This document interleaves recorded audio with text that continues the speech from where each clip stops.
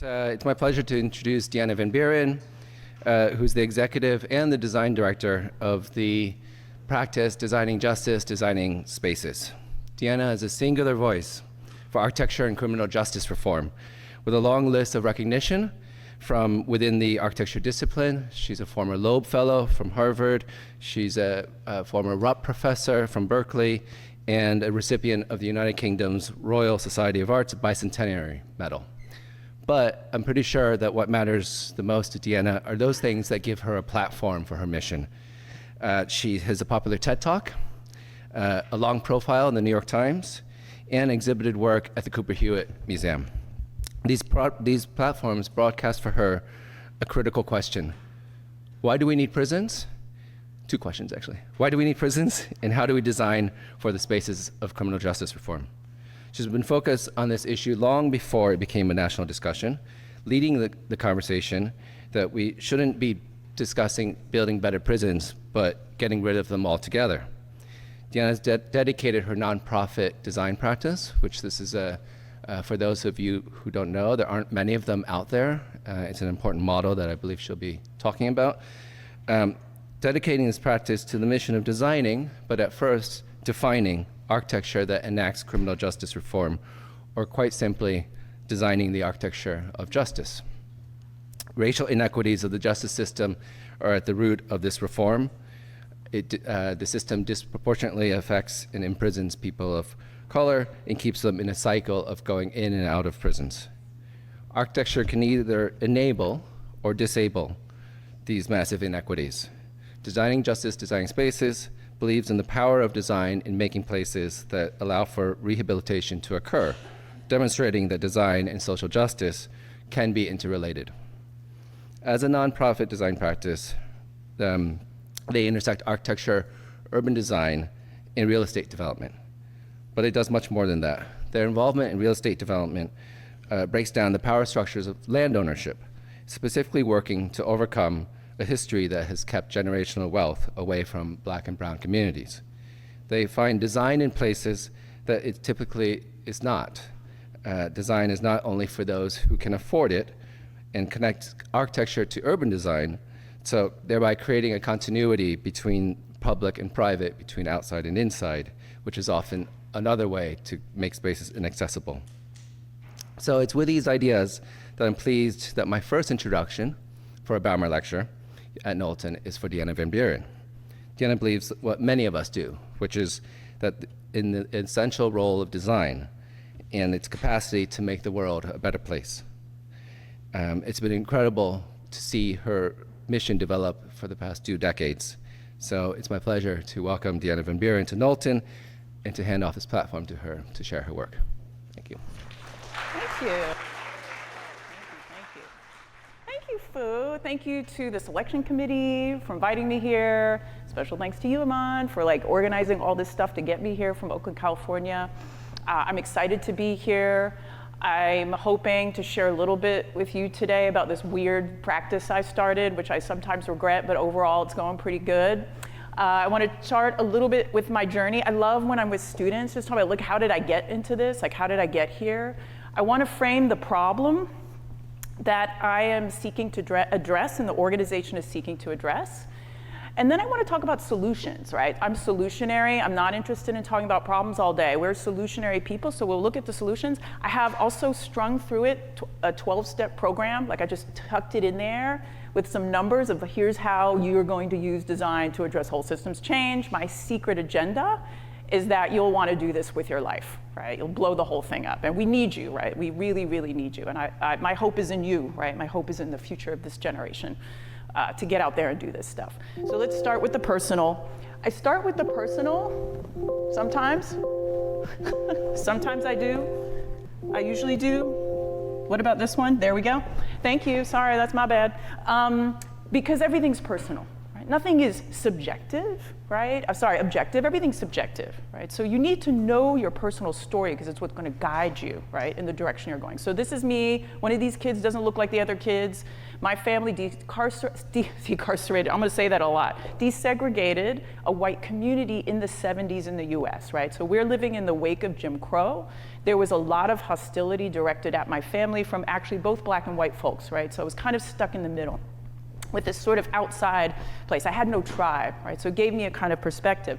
But at the same time, my dad would tell me, like, part of this aggression is tied to this system. The Stafford County Courthouse was by far the most expensive building in my community, and he would drive by, he's like, don't go in there. You don't ever want to touch the criminal justice system. It is not fair to black people. Just stay out of it, like, altogether. And so I literally, this building would actually make me cringe. Like, every time we drove by it, I would feel fear. Fear was deeply instilled in me.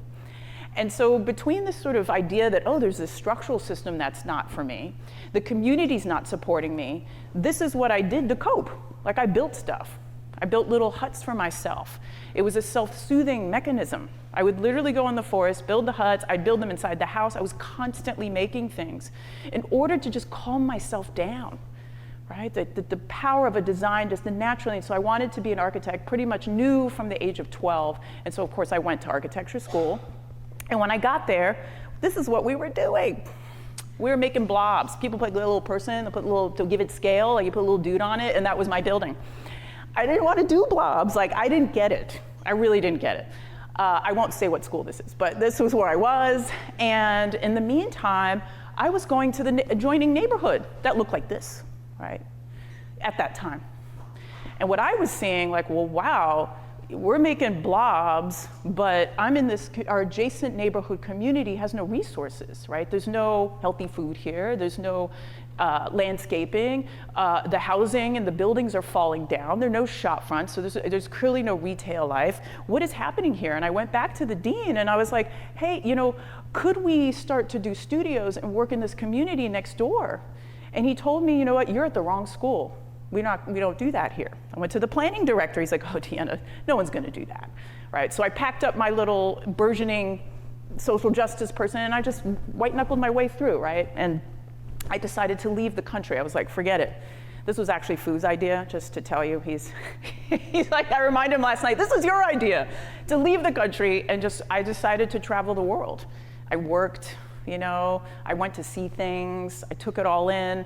I was a design lead on these projects, right?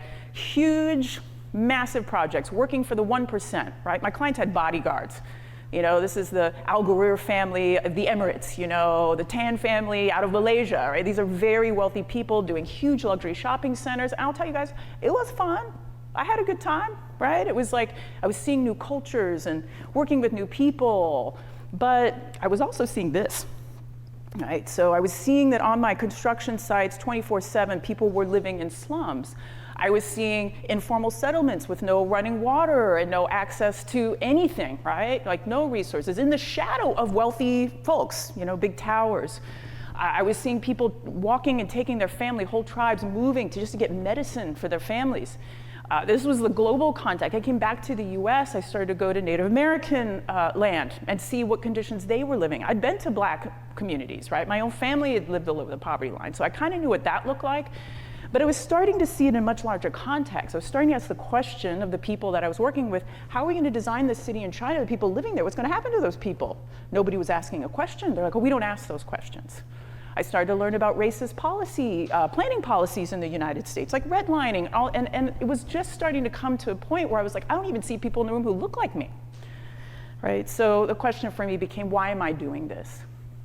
What is the point of this? I can't keep doing it this way. There's something very wrong here. This gross inequity in the built environment is not something I can keep doing, so I quit. And I show this way because that's how it feels. That's how it feels. I had no business plan, so don't do what I'm saying. Don't do what I did. I don't recommend it, but I had no business plan. I had no savings, right? I just couldn't take it anymore. I had an opportunity. I jumped. And I jumped into the very thing my father told me not to do. I've really never been a very obedient young person. I'm not an obedient adult either, but it was so clear to me that there was a way that I wanted to start to find a way to still address what I do and use public interest design, because I'd started to hear about it, to address this problem.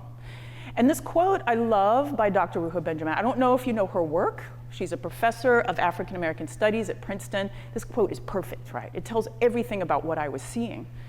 I believe that architects, designers, planners, our job is to take the beliefs and the values and the visions of our society and manifest it into the built form. That's our job.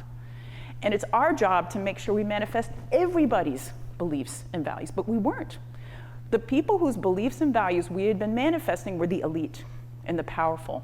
And in this context, that meant the system that we were designing for was structurally racist, because it was anchored in enslavement and it was very old, and we were building their elite fantasies to the severe detriment of so many people, right? So I'll just give you some basic facts. When you want to address whole systems change, you can never look at one system. They're all interconnected.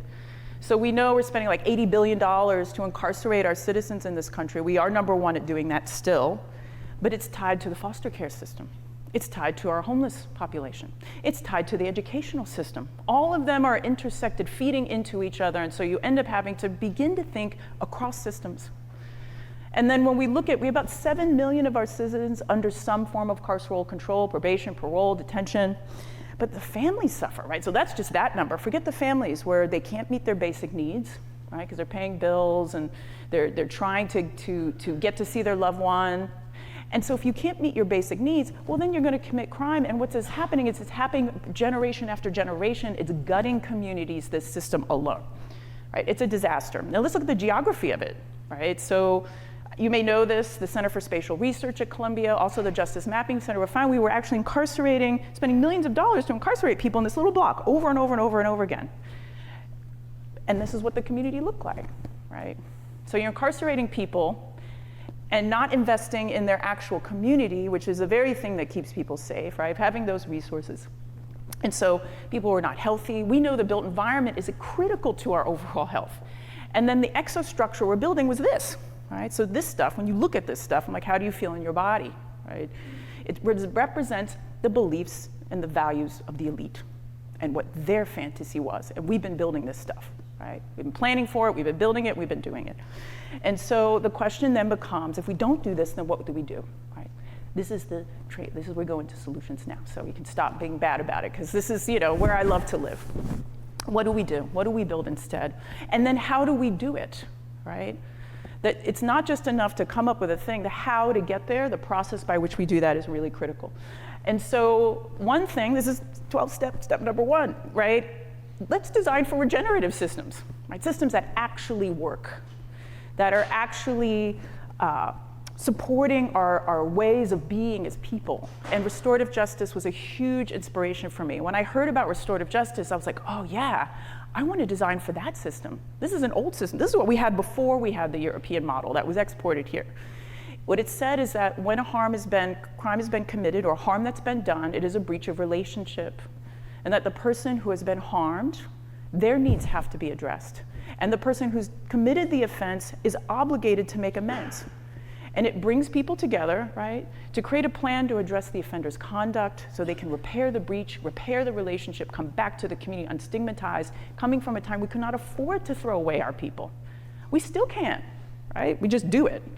And so these are truth and reconciliation courts of South Africa, Gacaca courts of Rwanda, family group conferencing. It can be used in every kind of harm you can imagine and is. It's growing and it works and it costs about 1/8 of the cost, right? No question. And we've been doing these spaces and I'll show you some.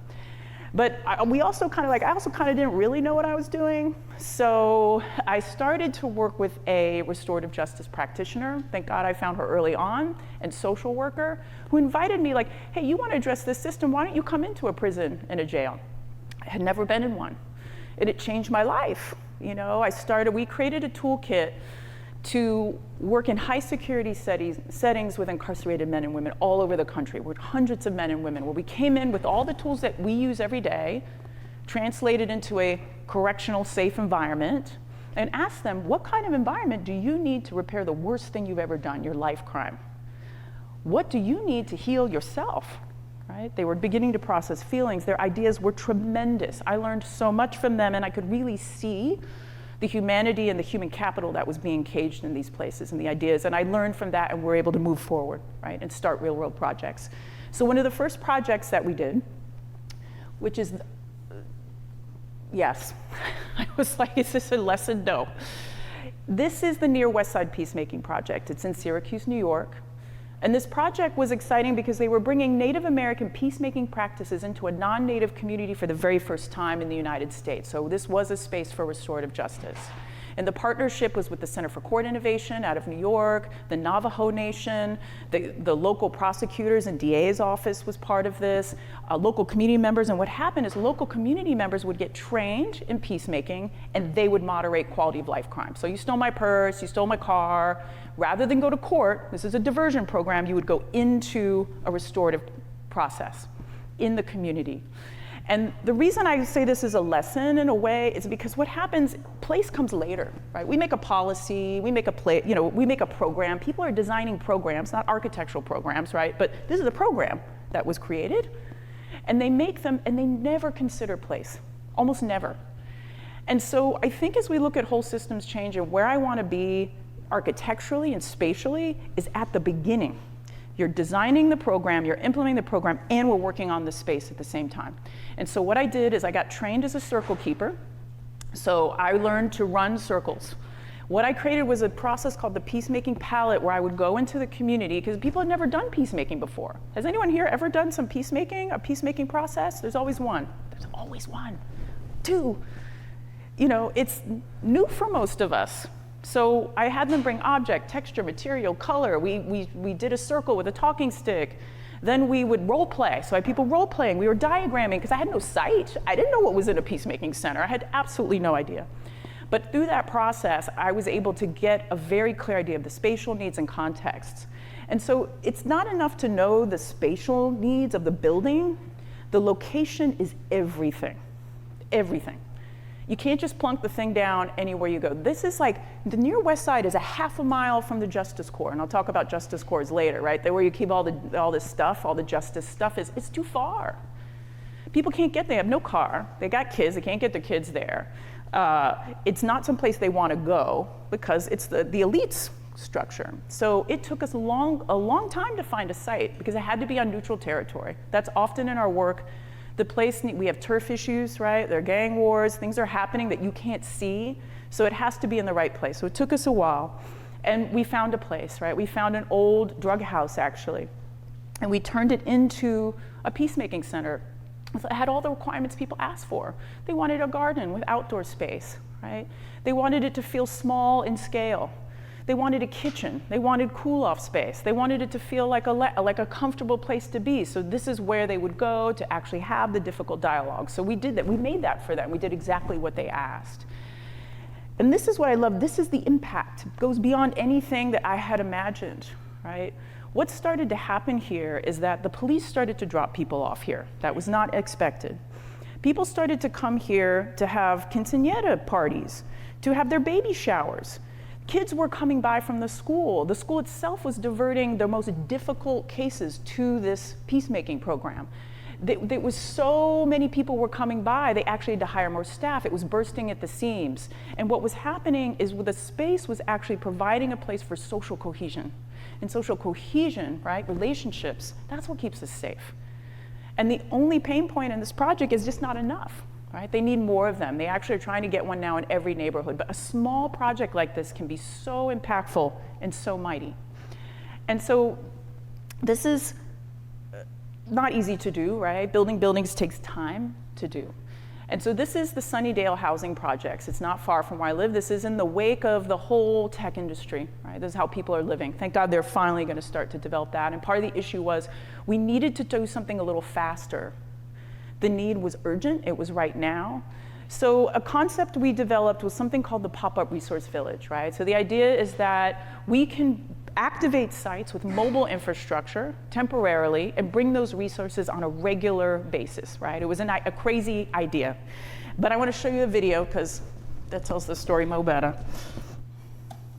It's just less than a minute.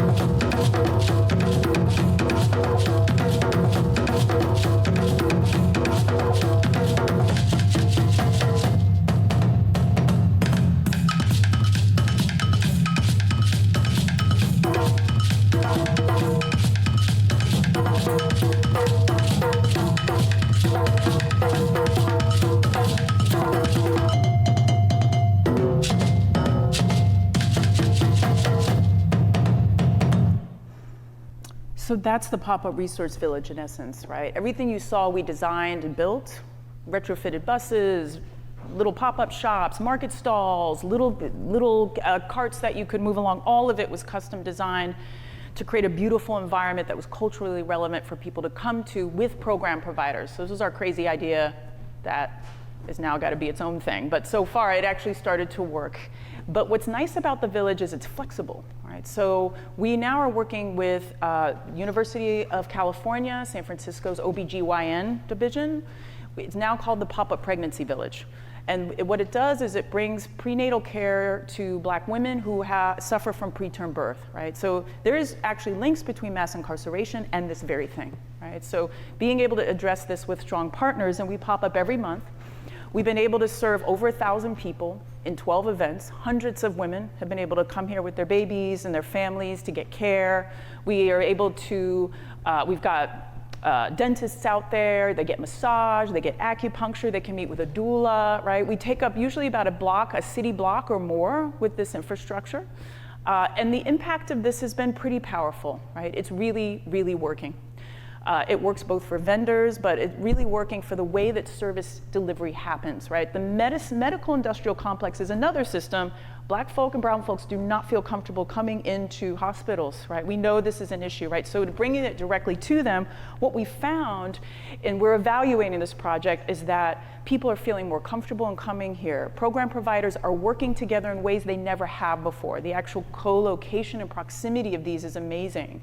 The mayor of San Francisco has now elevated this project as her key strategy on the Youth and Family Recovery Plan from COVID. We just got more funding to grow it and to expand it.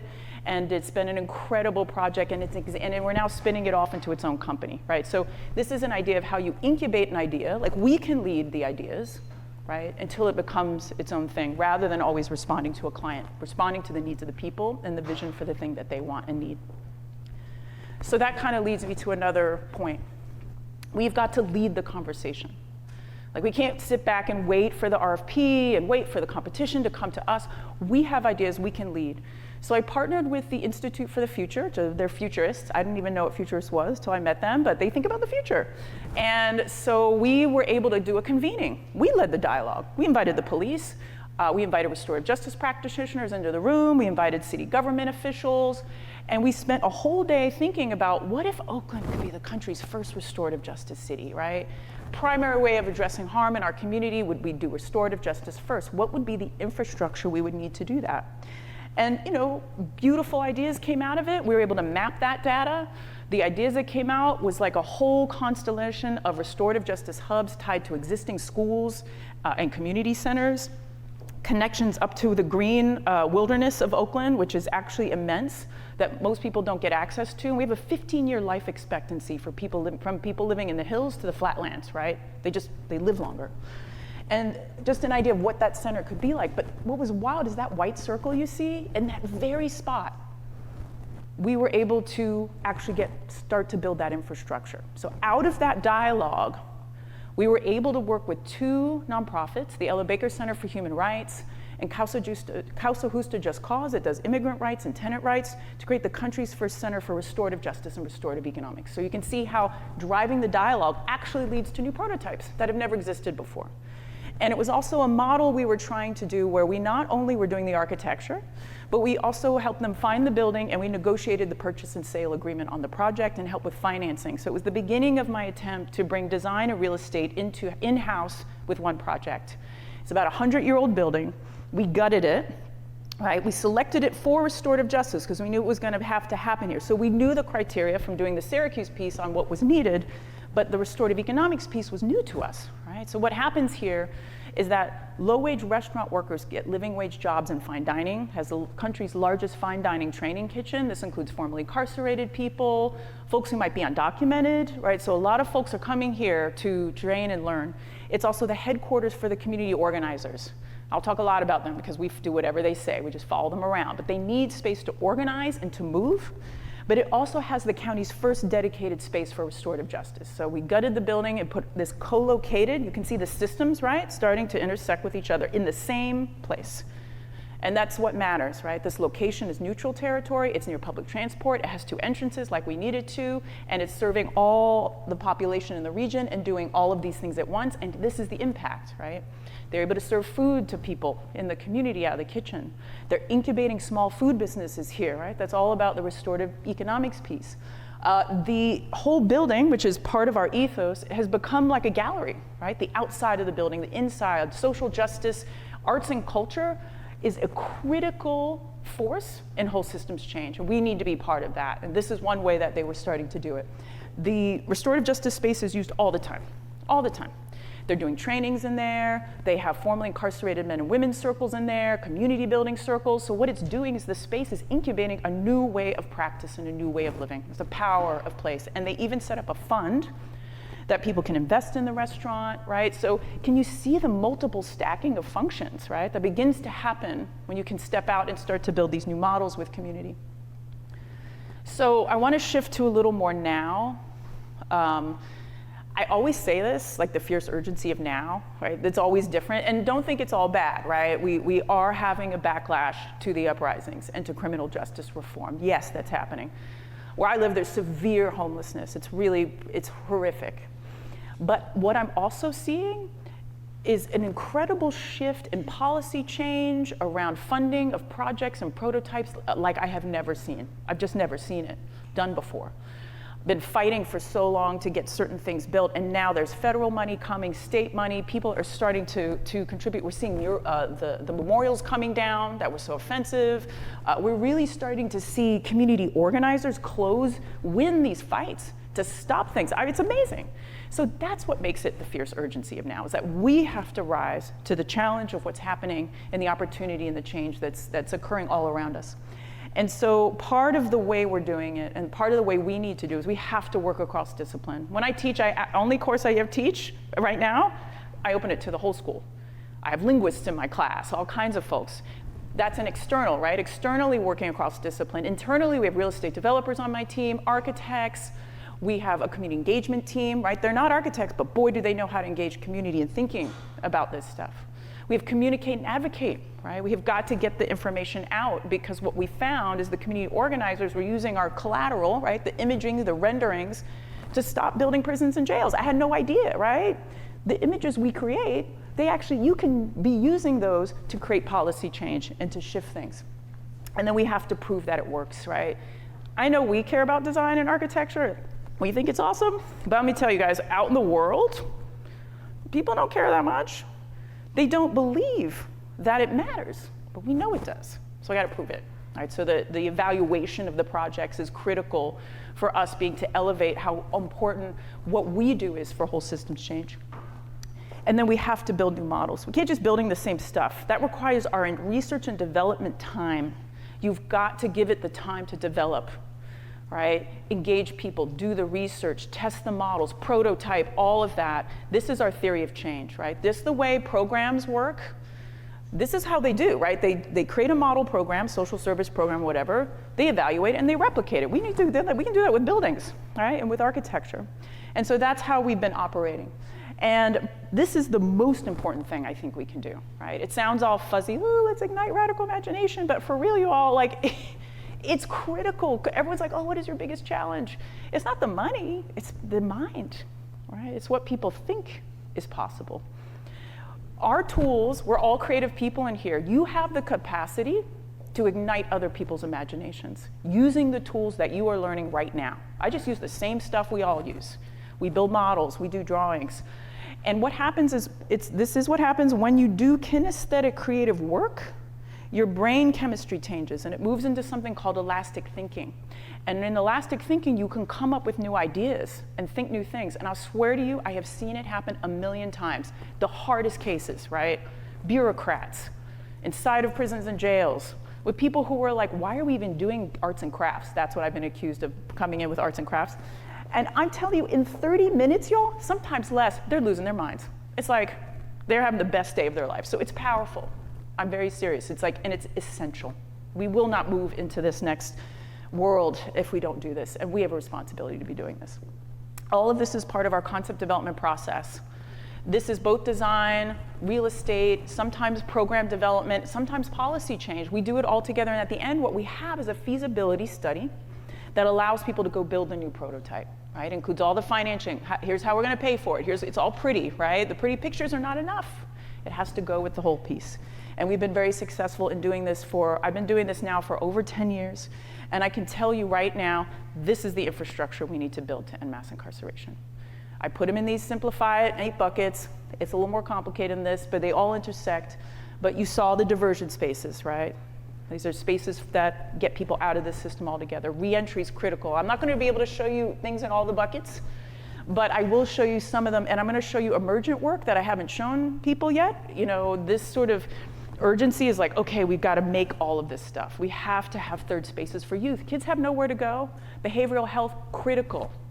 Half people who are incarcerated actually are suffering from behavioral health issues, right? We need specialized spaces for education, specialized spaces for housing, right? All of this needs to happen, and it can be, and we are having projects in all of these right now. So I will just show you some. So restorative reinvestments are a big one, right? What you'll find in common with a restorative reinvestment, like our project Grand at 14th, is it's a one-stop shop. People don't want to go over there, then go over there, go over there. They need to go to one place. And so this is our creative oasis for social justice that we're doing, including space for restorative justice and arts and culture and joy and workforce. But what's crazy about it is we own it, right? So this is our first development project. Anybody from Detroit here? Detroiters? I see a wavy hand, like maybe. It's all right. I love Detroit. We've been going to Detroit forever because Detroit said, we want to be the country's first restorative justice city. So I got on a plane and went there because Oakland was too slow. So our neighborhood that we're working in is about a half mile from downtown Detroit in the Core City neighborhood. And for you all who don't know the history of Detroit, most of us probably do, right? The uprisings in the 60s, the leaving of industry decimated that city. They used to be a beautifully dense, vibrant city. This is what the neighborhood used to look like. You know, you had post office, and you had a record store, and you had a laundromat, and you had all the things, right? It was really vibrant. Today, G, H, and A are really all that's left. This is what it looks like today. So part of what we're trying to do in this site is to bring back some of that density, some of that vibrancy, some of that excitement. We bought 12 parcels of land. Negotiated hard for that. All the ones in the yellow and the teal we bought. But we also worked on the Love Building. Now the Love Building will be the first part that's done, phase 1. And it will look like this. It's under construction. It'll be done in 2 months. So it's very exciting. And it's a replication of Restore Oakland, right? Same concept. Multiple nonprofits, multiple intersecting justice spheres coming together in a single building. They saw Restore Oakland like we want one, right? So you can see replications already happening, right? You put it out there, people copy it. We need 1 million of these types of centers. Everything from disability power. We're looking at technology justice. The Detroit Justice Center is serving formerly incarcerated people. We have a food justice component, all located in this building. Allied Media Projects owns it. We did both the design for it with a local architect, Quinn Evans, who's amazing. But we also help them with the pro forma, or the capital stack. Words you should know, right? This is how you finance a project. So we were able to help them get there, right? Because if we don't know how to help folks get there who need to own, right? It's not enough to do the picture, because if they don't know how to finance it, it's never gonna happen, all right? So we had to do both. They were successful. We raised all the money. It's been happening. And I don't want you to think I don't care about environmental justice either. So we do think about this.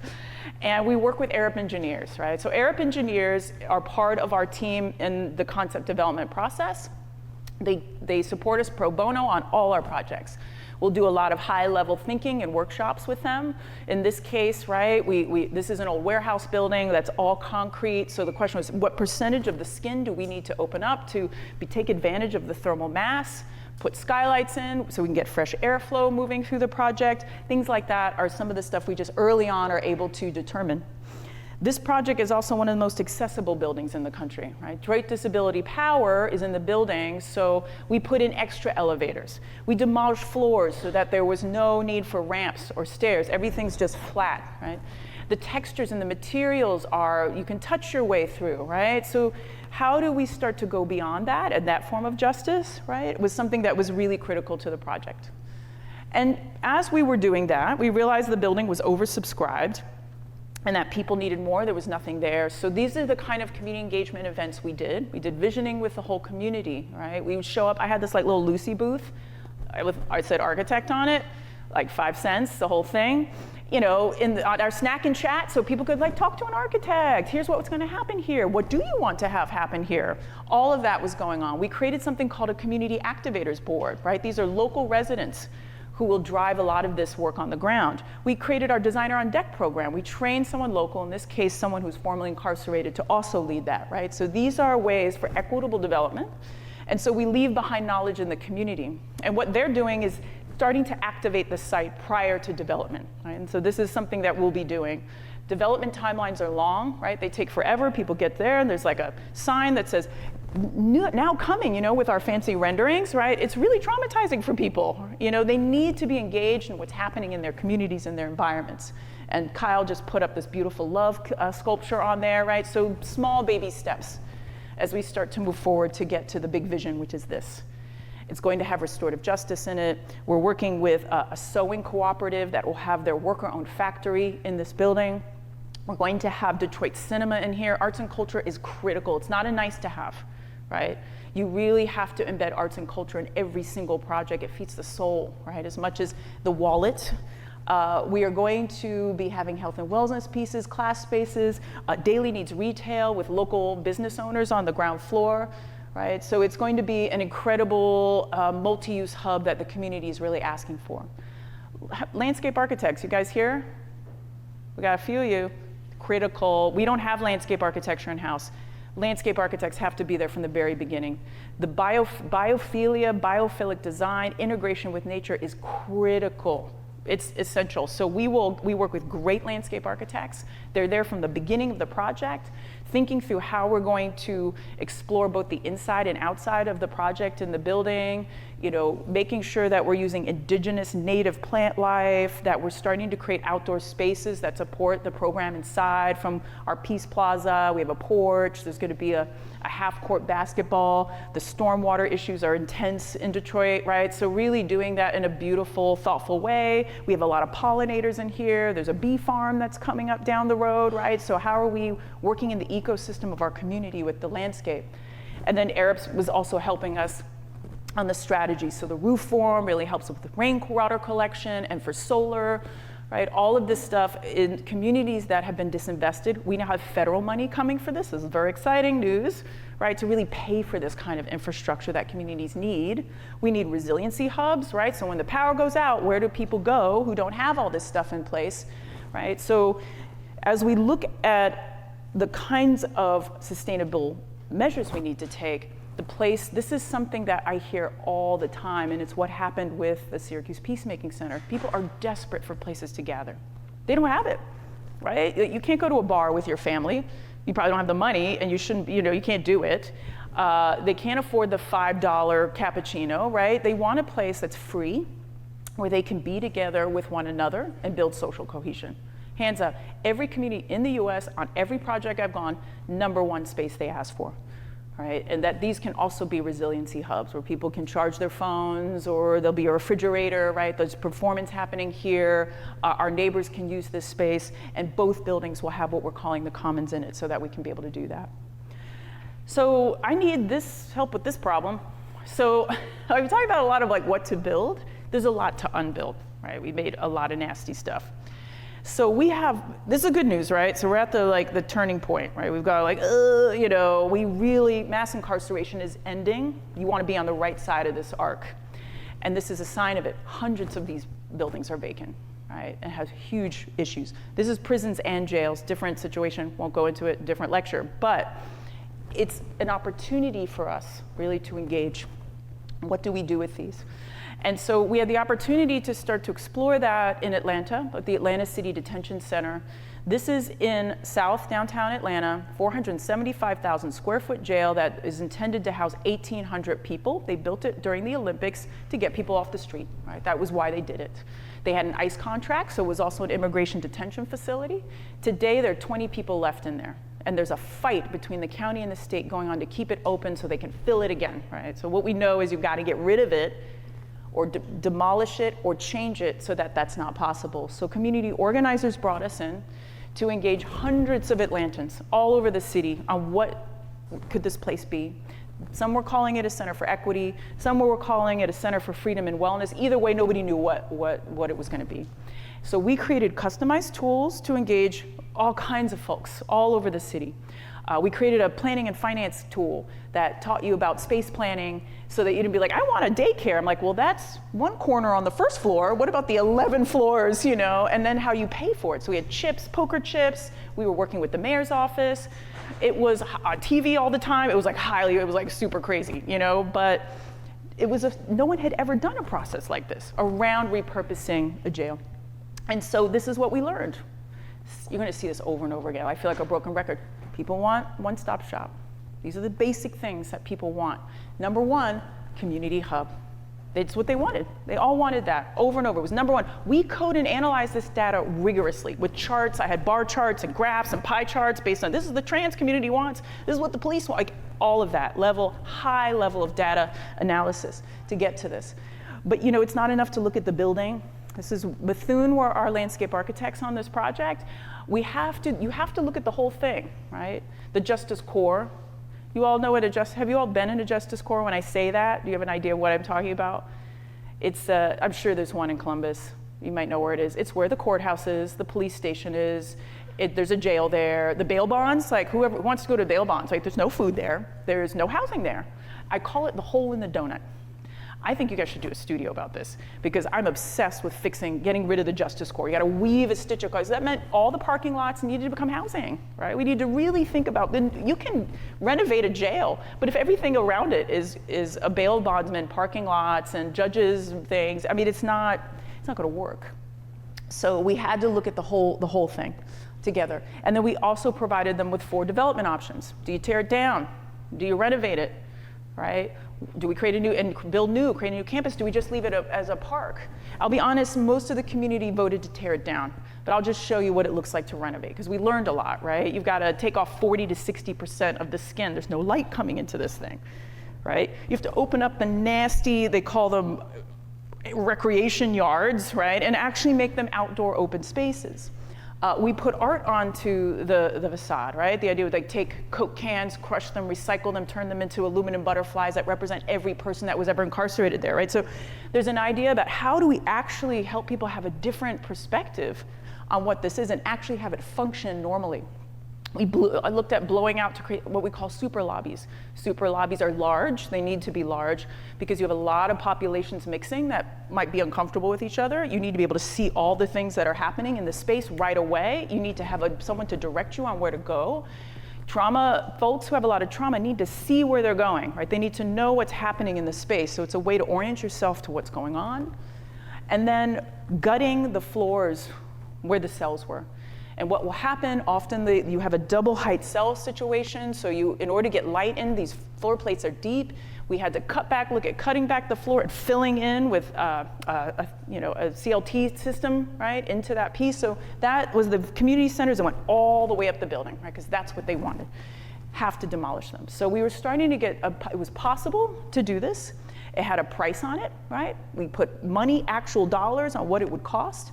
We again worked with Arup and started to figure out what pieces could we keep. You have a lot of subterranean space, right? Starting to stack functions. We could get a data center down there, meaning they would pay rent, right? You can make money putting a data center in your building, but there's also data heat recovery system, right, for the salt water. So we're starting to think about how the systems in the building could work. They have huge kitchens, these facilities. They can feed thousands of people, right? So you keep that.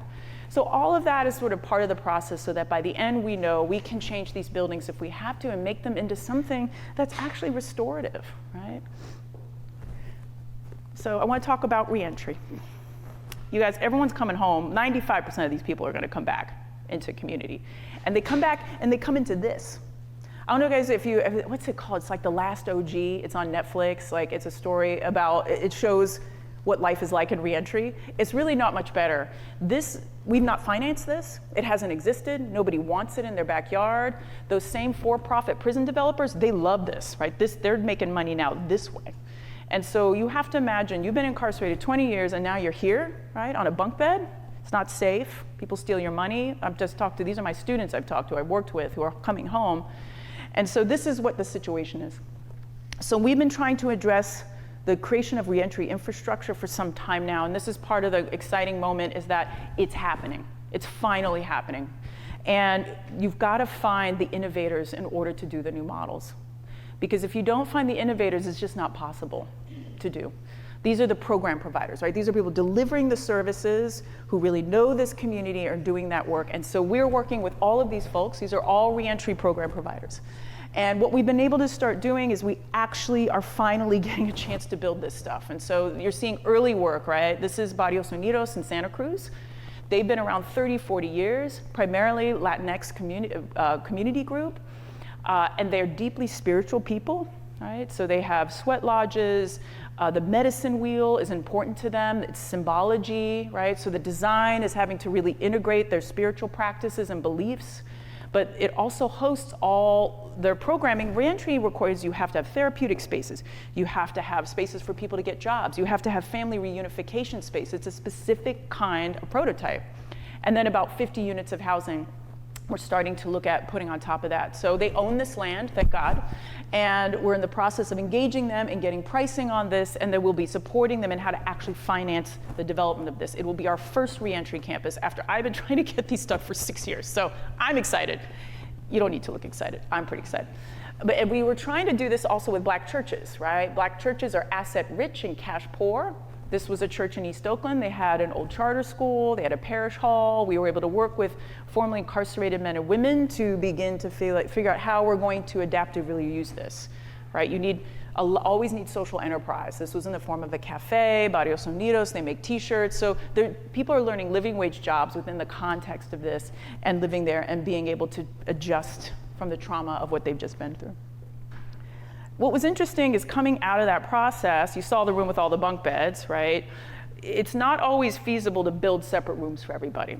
So what we learned from the men and women, like, can we just have some privacy and dignity in the situation? So this is our first patent. It's called a mobile refuge room. We designed this with formerly incarcerated men and women. And then we worked with our local community college, and they went to learn digital fabrication, and so they built the design, right? So we were stacking functions. So now the people that were designing with us, who are formerly incarcerated, or designing the thing for formerly incarcerated people, are learning a living wage job in digital fabrication. Our local probation officer bought 15 of them off the rendering, and so we had to really figure out how to go to scale to this, and we're still in the process of doing that. But this sort of idea that the scale doesn't matter, right? You're working across scales all the time, right? From a little room to thinking about a city, whole systems change just requires that kind of thinking all the time. Like, what are the parts and pieces? And so the housing piece, whether it be a mobile refuge room, in this case, a project that we're doing in Crenshaw with a Black Land Trust, we don't usually do affordable housing. Affordable housing doesn't always actually help the communities we're trying to serve, but this was special because it was by and with and for a Black Land Trust. They were buying up land to keep in the community, keep Black folks in the community, and this was actually an old music studio, very famous music studio, like the Gap Band recorded here. You guys are young, so you probably don't know the Gap Band. But they recorded there, and it burnt down, right? And so this was the cultural heart of this community, right? This is where the music happened. This is where everything went down. So it was important for us to begin to engage in, like, how do we hold and celebrate the cultural memory of this place with 50 units of housing to do that? So starting to talk to them about how do we bring music into architecture. I was a musician growing up, so I always wanted to see, like, start to explore that. Like, how can you play the building, right? How can you use texture and pattern and sun to begin to do things, right? Visually start to speak to sound and time and music with that. They love that, right? They wanted this to start to happen. We also have African symbology moving into the project, right? That people were talking about, the Adinka symbols, right? So that's starting to come. So beginning to think about how a project can celebrate the cultural history of a place. Do we create outdoor space where you can watch performances going on in the park that is just right across the street that happen every weekend, right? So there's public space within the context of the project as well. And so the project is moving along beautifully, and what's been great is holding this concept of the cultural memory and bringing it into the building. It's just making people feel like they're heard and seen, right? Heard and seen. We're getting almost no pushback, right? We're meeting with people regularly in community cafes. We came up with some of these images because they helped us, right? We're like, oh, we would give them loose frames and they would start to add images to it. We were able to come back with them. So the process by which we begin to help people stay in place and live and celebrate their heritage and culture is also part of how we end mass incarceration, right? It's also part of how we do this with this restorative reinvestment. You need spaces for education, right? This is a vehicle that we retrofitted to bring GED and high school education to formerly incarcerated people in the city, right? They just weren't showing up to the classrooms. Guess what? Because the classrooms are in the Justice Corps. Nobody wants to go down there, right? So the school bus comes straight to them. And I had to work with Burning Man people for this. I don't know if you guys know Burning Man. It's like a big thing in the desert. I couldn't get a regular contractor to do this, so I was like, thank God for these crazy dudes. They're crazy. But we got it done, right? And now everyone's coming here. People are choosing to go to school in the bus rather than the regular bricks and mortar school. It's crazy town. We just built a new engine for it, right? And this is our most commonly replicated model. But what it does is it provides people with access to advanced levels of education, which is one of the greatest predictors of reducing recidivism. So this is the last project category I want to talk about, spaces for survivors. This is research we are doing as an organization, taking on. We don't actually have spaces for survivors. They don't really exist.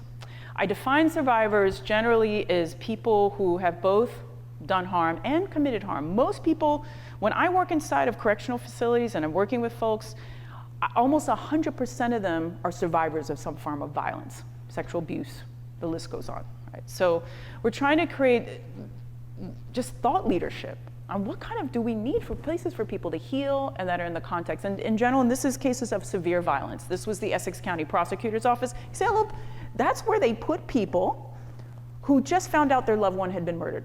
And they'll be in that room for hours and hours, just held there. It's even worse than that. Because we've been interviewing and working with detectives, victim advocates groups, survivors, folks who have committed harm, and we are using IRB approved research, right? So we're using very specific means and methods. We code and analyze that data. We're working with Barb Taves, again, my longtime social work partner who's a professor at the University of Washington, Tacoma. So we're working with the Academy on this because we need to publish this research so we can disseminate it into toolkits for people, but also to build the projects. And what we started to learn is we asked them, like, how do you feel in the spaces now? Well, what do you want to feel? Simple stuff. I just want to feel like somebody actually thinks I'm worth something, that I can trust this system, right? That I want to feel calmer, I want to feel safe. Basic stuff, right? And coming out of that, we've started to look at trauma-informed principles and tie them into architecture and what those things. And these are some of the basic things, right, as a toolkit and set of design guidelines that people need to have, right, in the space. And we're able to take that and we start to move them into designs and are starting to build some of this stuff. So this is the space that they go to. If you have a survivor of harm, right? Someone has assaulted you. This is the room you're talking to them in, right? This is a common justice in New York. This is the country's premier program for using restorative justice in cases of severe violence. This is where they're working every day. This is what it looks like. I got a desperate call from the ED one day finally saying, you're right, Deanna, we have to do something. I had technically harassed her for many years because she didn't believe it was important, that the design didn't matter. I'm trying to save people. I'm like, yes, I know, but look. And so we were able to start to show her, well, what we heard, we can make it like this. Like, this is what you guys are asking for. You're asking for some space to choose, right? Different ways of seating, places to cool off, elements of nature in the space, art that reflects the people who actually are coming here, spaces for hospitality, like just having tea and coffee. You have to have a station for that. All of this is something that it seems obvious to us, right? That this is a nicer space to be in, but really quantifying that and knowing what those moves are to make was really critical, and then pricing it out. So these are the projects that we're starting and doing. Candace House already exists. That's not a project that we did because we're doing global research and trying to find these places. I could found one in Canada, Winnipeg, Canada, right? That's a space for survivors during court proceedings. It's just about the space for them. Essex County, we created the toolkit that is out now that people can use in creating spaces for survivors. Common Justice, we're going to begin fundraising to actually build that space you're looking at, and then Community Works West headquarters will also begin. We will build them, we will evaluate them, and they will actually start to show that the design of the environment can actually help people heal and support people in difficult conversations and healing from trauma, from violence. So I think this is the last lesson. I think we are too far down the line, right? I think we need to move way, way, way up front. I remember going to see my county supervisor and talking to him. He's like, oh yeah, Deanna, we're having a summit on homelessness. I was like, oh, okay, do you have any architects or artists at that? He's like, oh, no, we'll bring you guys in later. I was like, you're talking about homelessness, like, they don't have no house. Like, what do you mean there's no architects? And he was like, oh, well, I guess you could come. I was like, well, yes, of course we should be there. But you guys, this is happening all the time. They don't count you, you're not at this, we have no seat at the table. We're way, way, way up front. And so in the last couple years, it's been exciting that we are now moving up front. Right? These are some of the things that we're engaged in. Helping New York State rethink and repurpose its prisons, 7 prisons they have. Starting to help LA County think about implementing the alternatives to incarceration plan that passed right before the pandemic. Never seen anything like it. Let's not incarcerate people, let's care for them. Yeah, you think? So it was great to be involved, that we're now at the seat of the table with the policymakers, the implementers, the only architects in the room. We shouldn't be the only architects in the room, but those are the rooms we need to be in. Right? Way, way up front, long before I'm helping them make the RFP, and then applying for it, but at least I know what it's going to say. And then of course you want to build a diverse team.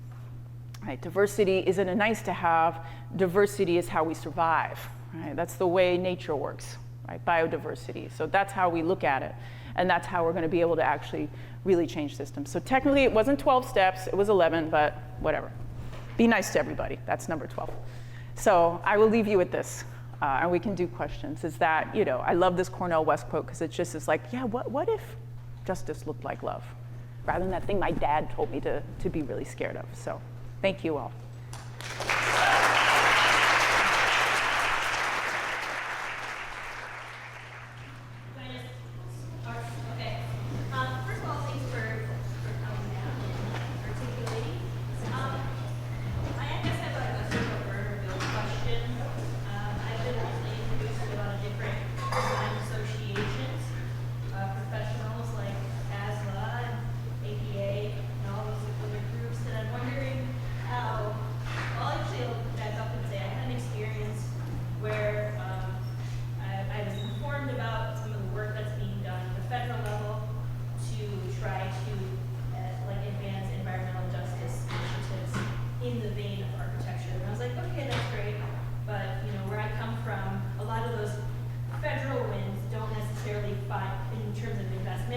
find their way into the locality.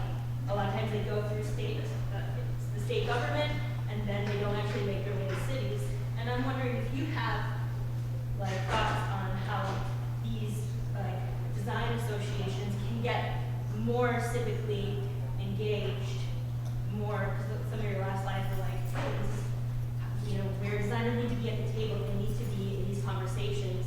But as I'm learning through my program, I feel like there's been a big separation in being civically engaged. And it's are these associations kind of just doomed in their own mire, or do they need to be do we need to just burn it all down?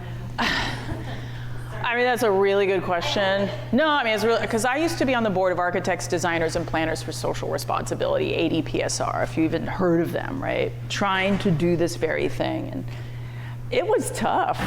APA too, I spoke at their conference for the first time. I was like, what's the planner's role in mass incarceration? They just weren't even, they didn't even accept our proposal for a while, right? And they finally got there. So they're a little slow. They're a little slow. I actually don't pay too much attention to them. I'm not saying they have no value, so don't, but what I find is that I hope they catch up. I don't have a lot of time to get them there, but I do think that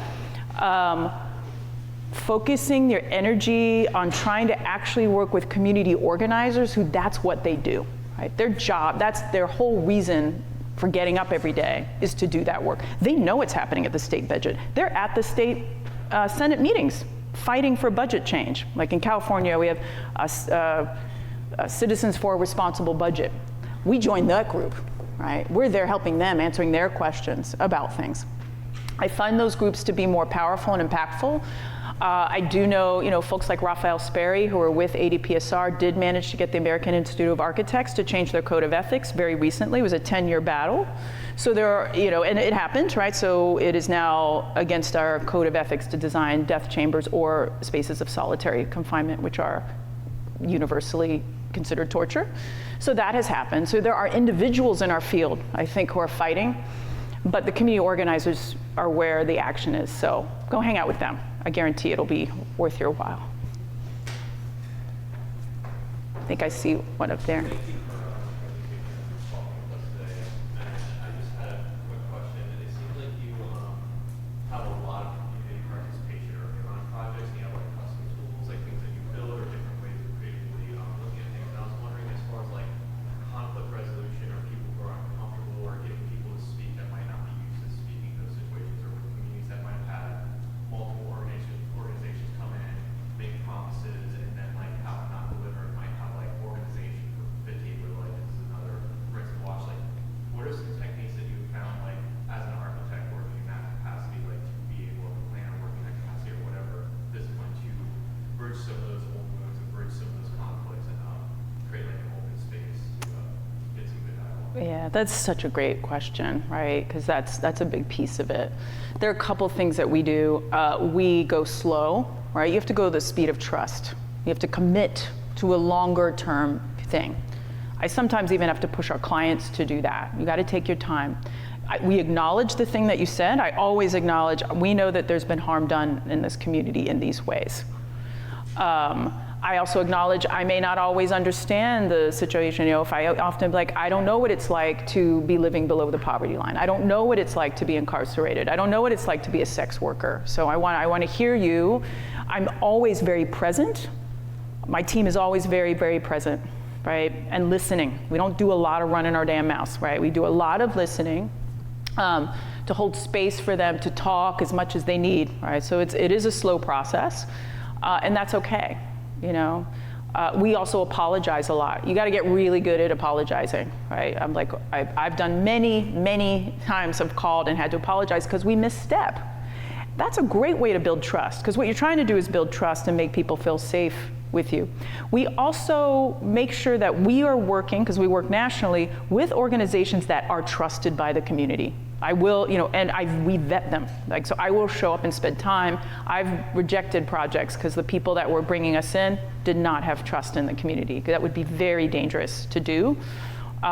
So those are some of the things that we really try to focus on, and then we pick key stakeholders in the community to be our designer on deck, to be our advocate around that. And so we pay them. We also pay people. People get paid. They don't like anything like, no, not getting paid, right? You get a stipend to do the work with us. That's important, right? So, and I have my director of community engagement. I wish she was here. She's amazing.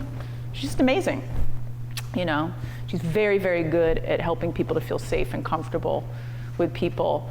And I, as a facilitator of creative work, one of the things I always do is I'm always clocking who's not participating, reaching out to them.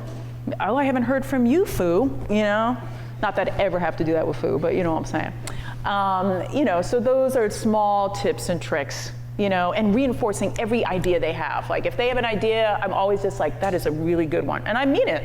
I'm like full of it. I'm like, I could turn it in. So it is a skill worth developing.